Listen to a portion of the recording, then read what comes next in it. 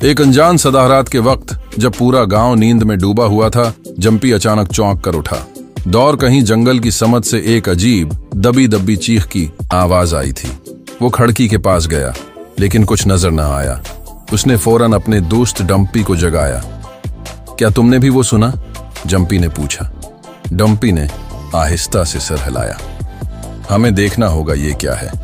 दोनों बगैर वक्त जाया किए जंगल की तरफ निकल पड़े, दिल में एक इंजानी बेचैनी लिए।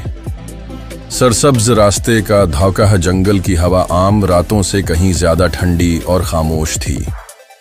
हर कदम पर पत्तों की सरसराहट और झाड़ियों की आहट, जैसे कोई छुपकर उन्हें देख रहा हो। एक पुरानी मिट्टी से भरी पगडंडी उन्हें एक अजनबी रास्ते पर ले गई जहां कभी न गए थे। अचानक रास्ते में एक बड़ा सा गड्ढा नजर आया, जिसके किनारे पर एक फटी पुरानी कॉलर पड़ी थी। इस पर खून के धब्बे थे और एक नाम लिखा था, राक्षसी। जंपी ने चौंक कर डंपी की तरफ देखा।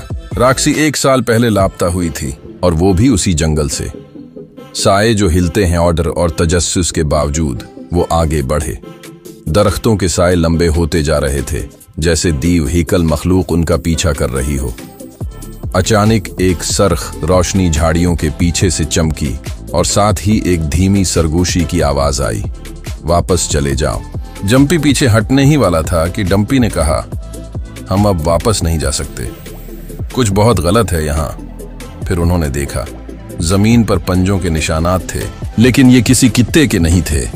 ये बड़े तेज नाखनों वाले किसी जानवर के थे, या शायद कुछ और के।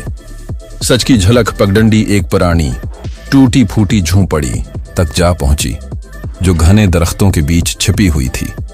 अंदर से मध्यम सी कराहने की आवाज आ रही थी। वो दब्बे कदमों अंदर गए। वहां एक पंजरे में एक कमजोर सा कता कैद था। वही राक्षसी थी। उसकी आंखों में खौफ जमी हुई थी और जिस्म जख्मों से भरा हुआ। अचानक एक दराज खुला और एक शख्स नमूदार हुआ। उसका चेहरा अजीब मासिक से छिपा हुआ था और हाथ में एक चाकू। वो जंपी और डंपी को देखकर रुक गया, जैसे उनकी आमद की उसे उम्मीद ना हो।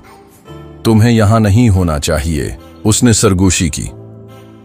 सच्चाई का इंकिशाफ है, लेकिन इससे पहले कि वो कुछ करता, जंपी ने जोर से भौंक कर इशारा दिया। जंगल के किनारे पर पुलिस का सायरन बजने लगा। पता चला कि जंपी के गले में लगा जीपीएस ट्रैकर एक छिपे हुए सिग्नल से पुलिस को खबरदार कर चुका था। वो मासिक वाला शख्स भागने की कोशिश करने लगा, मगर डंपी ने उसका रास्ता रोक लिया और पुलिस ने उसे दबोच लिया।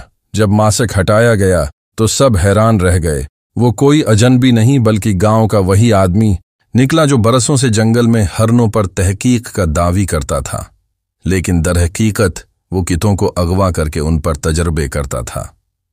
राक्षसी को बचा लिया गया और जंपी और डंपी एक ऐसी साजिश बेनकाब करने में कामयाब हुए जिसने सबको हिला कर रख दिया।